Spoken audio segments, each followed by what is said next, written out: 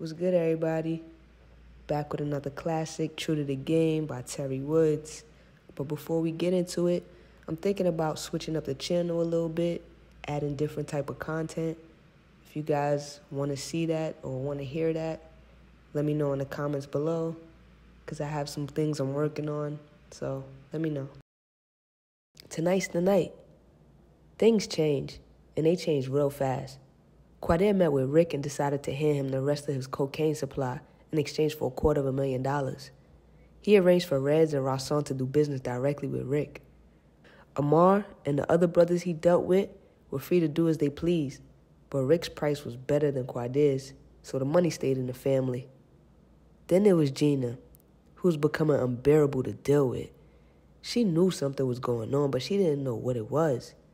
Quadir wondered if the gossip about Sherelle having his daughter was in the street. He figured it was. That was why she asked him. She came right out one night after dinner and asked him whether he had a daughter by the girl, and he told her no. That was all she wanted to hear and left it alone. Why hadn't he said yes? He wished he could have freed his conscience. Instead, he went out and bought her a baby blue Mercedes-Benz 300 CE with a license plate tag that read, "My CE." Sherelle, on the other hand, continued to dare him. "Fuck me, suck me, and give me loot. Or if you don't, I'm gonna tell." Quadir was tired of dealing with her. He knew he couldn't take much more. He was gonna tell Gina. The only problem was, what would Gina do? The worst thing he did was get Gina that car. She didn't know how to act now, gone all the time. He had to page her shortly after just to keep up. Every time he paged her, she was at the mall or on her car phone, never home.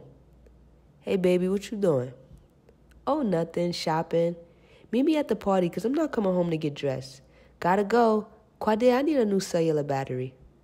And with that, Gina was out spending drug money, keeping the economy alive. 9,000 here, 8,000 there.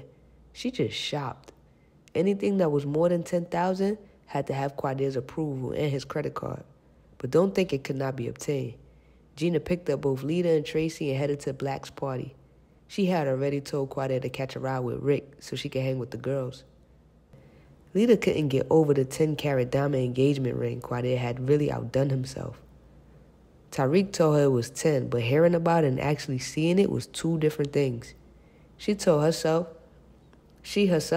had a 4-carat diamond, and once Rick told her about Gina's ring, Lita told him to upgrade her shit and make it snappy. "Do you see all this attention we're getting just from this car?" asked Tracy. "No. Do you see these motherfuckers staring with no understanding?" asked Lita. Gina already knew and understood the attention her man got in the street. What she didn't understand was why he lied about it and kept her in the dark. "Quadir is so good to you. I hope I find a man that buys me shit like this," whined Tracy. This is Quadir's conscience. He feels sorry. He know he fucked up, and that's only a matter of time. He buys me shit to make himself feel better.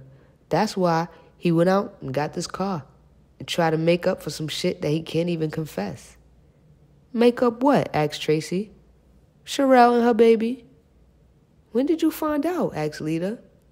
"I found out 4 days ago. Why didn't you tell me?" "Bitch, Rick was gonna kill me.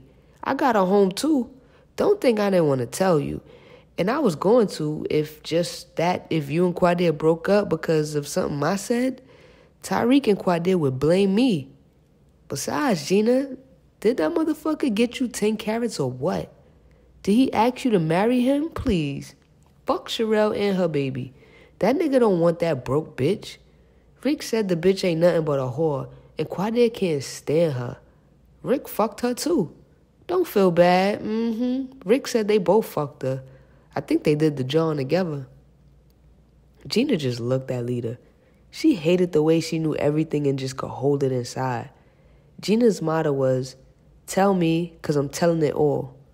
In Gina's mind, the fact that Quadir would not tell her could only mean that he was still fucking with Sherelle. Gina was scared of losing him. The house, the ring, the Mercedes, and all. A baby was a bond, and Gina didn't have that with him. She was jealous. What ifs popped through her mind? Quadir telling her he was leaving her, Gina couldn't take that. She probably would faint or beg him not to leave. She didn't want him to be with Sherelle. She didn't want Sherelle to have any money either, but she knew Sherelle existed before her, and Sherelle had a baby. The other side said, fuck it. If he wants the bitch, then he could have the bitch.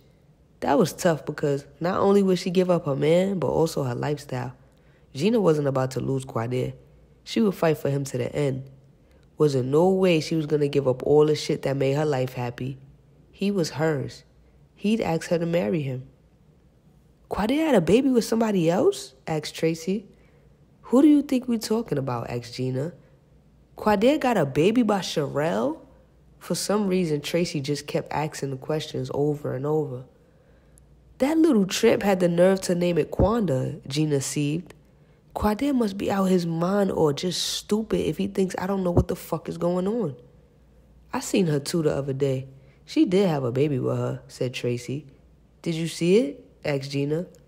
No, I didn't see the baby.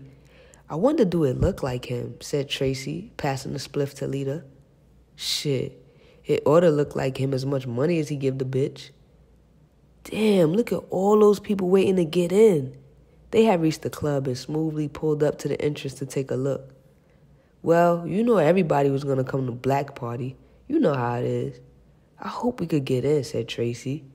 We will, said Gina, parking the car. The girls turned the corner and walked down the street.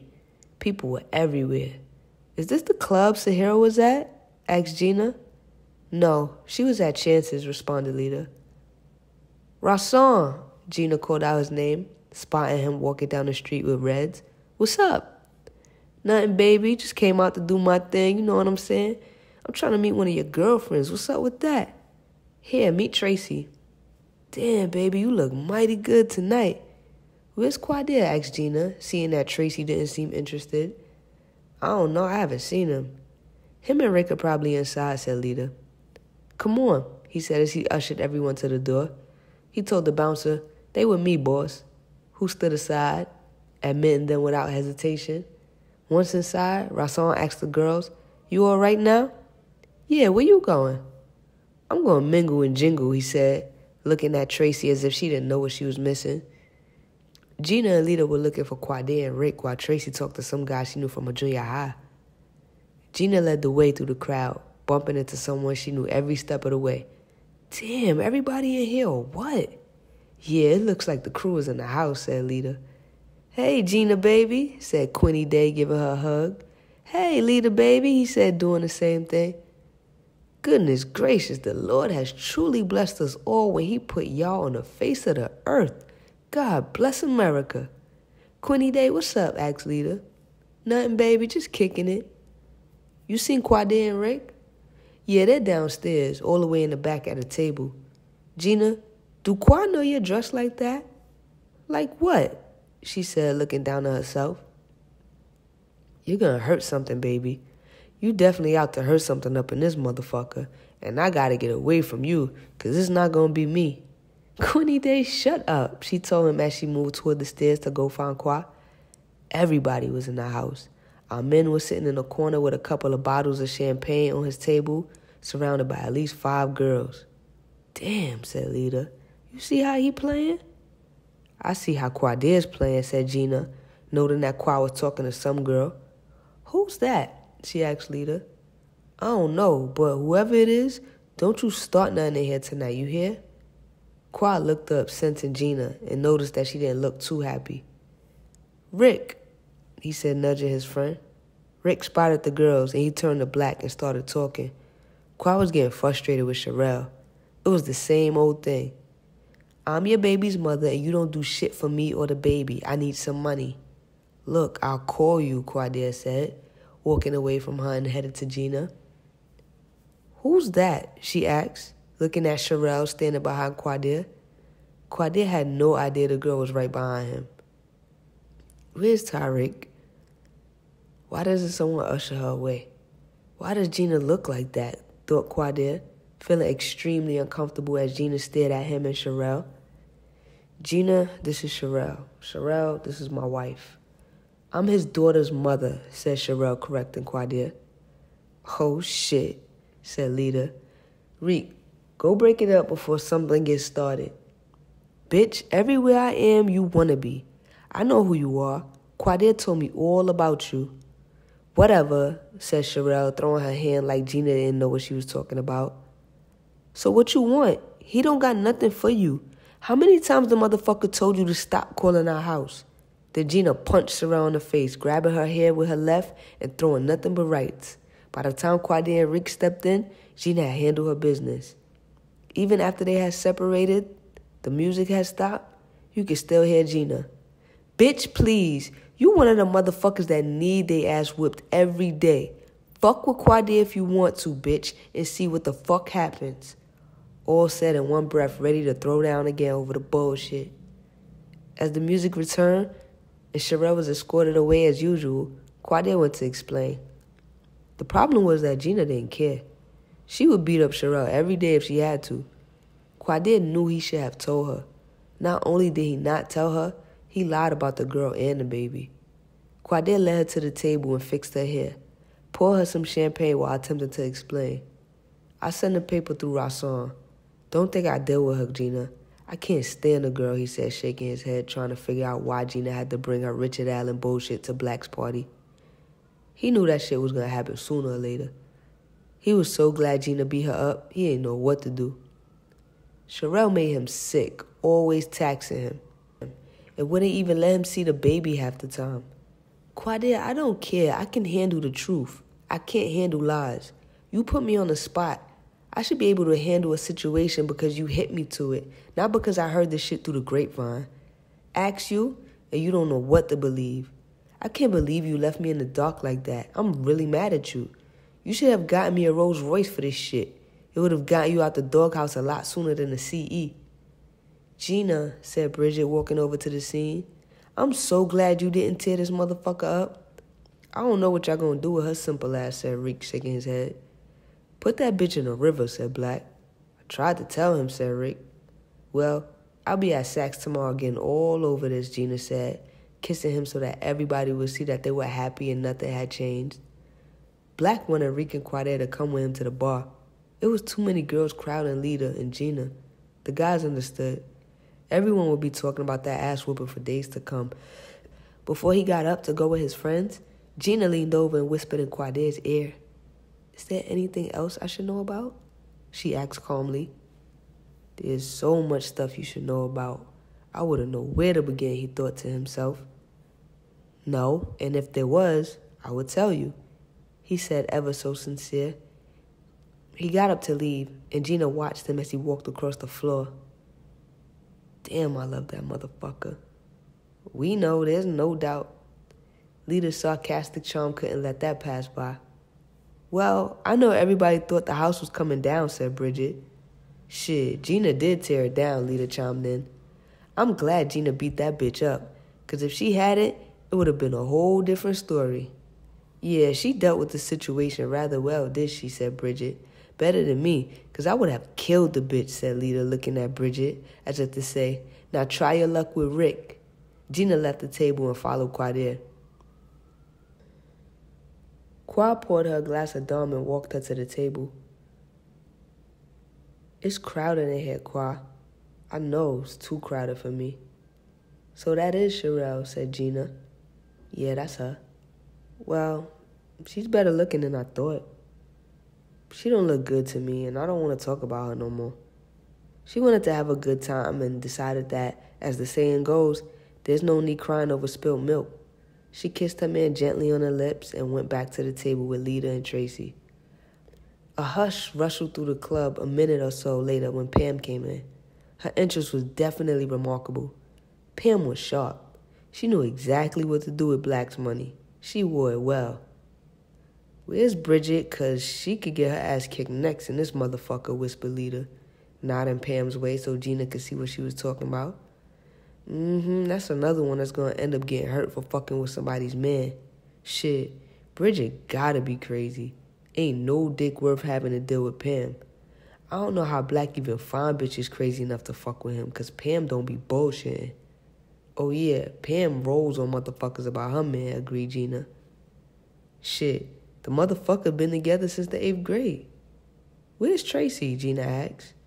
She's over there talking to Muhammad, pointed Lita. Oh, said Gina. Maybe I found her a friend. She looks like she needs one, said Lita. Glad she didn't seem to worry about her fucking with Rick. She looks like she needs one, said Lita.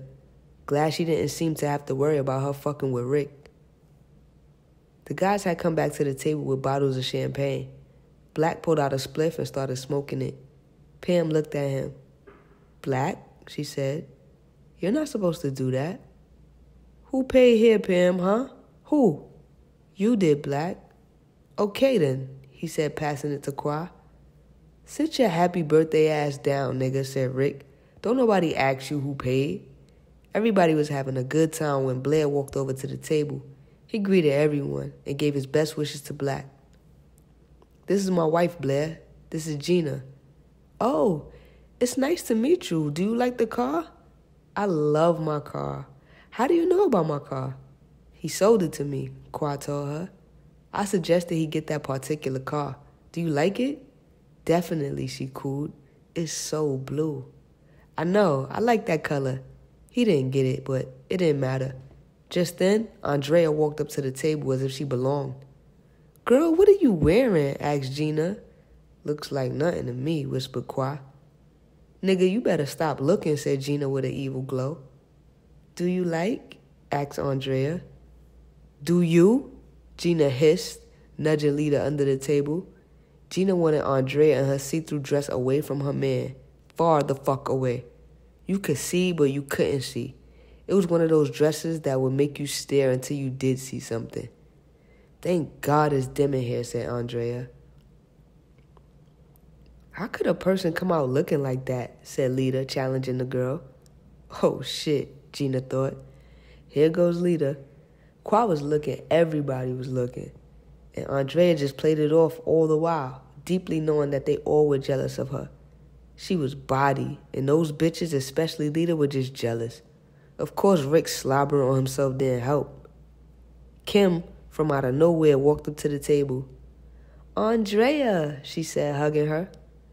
Oh no, they gotta get away from here, said Lita with her eyes on Rick the whole time. So Gina, what's up? How you been? Said Kim. Oh, I'm fine, she said, expressing just how fine she was with her left hand. I heard about you, Quadir, you naughty, naughty boy, she said, hitting his hand as if that was punishment. I'm glad you now know, Gina. This bitch is crazy, thought Lita, looking at Gina silently, asking if she wanted to roll on them. To ease the tension Rick was feeling from these unwelcome travelers of the night, he decided to add relevance. Does anyone have the time? Everyone especially looked at him as if he were crazy. Oh, I have a Rolex. I forgot. Damn, Black, where the food at? Asked Kim. It's over there, said Black. Glad they'd gone over there before something was said and Pam came over out her shit. That's 40, right? Whispered Tracy, starbound. Yeah, that's 40 in the blue, said Lita. I heard he got Richard Allen on lock. I heard he got a nice shot, whispered Gina as she drank her champagne. I heard that shit too, said Lita, looking at him, wondering if his dick was as big as everyone made it out to be. I heard 40 eats the shit out of some pussy too, whispered Gina, knowing the rumors had to be true. Would you fuck him? Asked Lita as the girls looked 40 up and down. No, snickered Gina as Quadir wrapped his arm around her. I would, thought Tracy to herself. Oh shit, there goes Jamal, Gina noted to herself. It had been such a long time since she had last seen him. Tahira's funeral, that was the last time. As a matter of fact, with bitch-ass Kim on his hip. Gina turned away and pretended she hadn't even noticed him.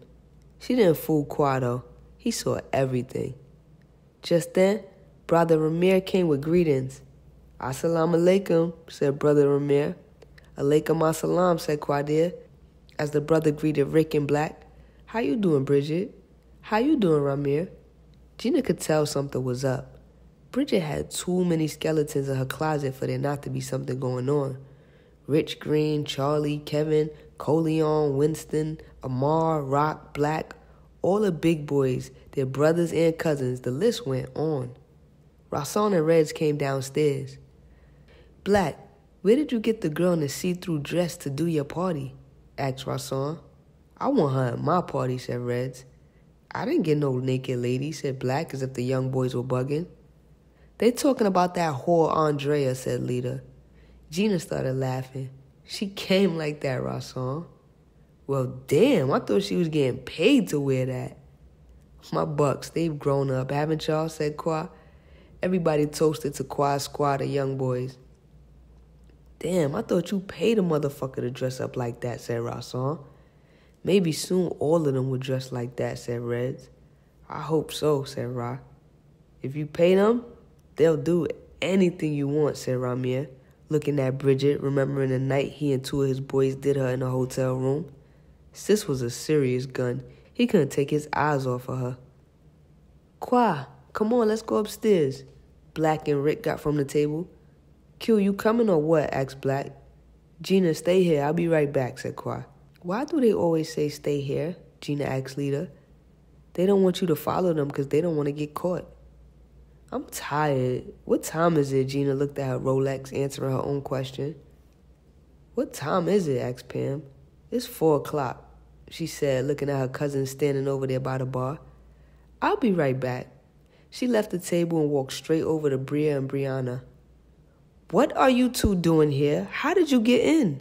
You're only 16. We came in with this guy, said Brianna. Bria, I don't know why you're standing there with an attitude. You should be at home. I can tell on you, you know, said Gina. You're going to tell anyway because that's how you roll. What difference does it make, she said. Have you been drinking, Bria? Oh, my God, both of you have been drinking. You need to go home now, said Gina. Why? You go home, Bria said as she walked away looking for her ride home. She got so much to say for someone who never says anything to me at all. She lucky I don't hurt her in here, said Gina. Gina, pay Bria no mind. Brianna, what are you doing in here? You're not supposed to be in no club. If God get new, Gina didn't even want to think of what would happen to them. I bet she knows you're not in the house and is worried half to death. Suddenly, Gina thought she was in a Western film in the middle of a cattle stampede. Her heart stopped as the sound of gunfire unleashed itself above. People were scrambling to find safety. Screaming, you could hear above and below, and a mad rush for the lower level caused people to tramp over one another and fall down the stairs. Gina grabbed Brianna's arm and took her behind the bar. Stay down, she said as the girls huddled about for safety. The gunfire was ongoing, and Gina could distinguish the sounds of several different guns. It was true blue pandemonium. The music had suddenly stopped, and Gina realized that the quiet before the storm was the result of the DJ's panic in separating the plug from its outlet while scrambling under his turntables in a move focused completely toward survival.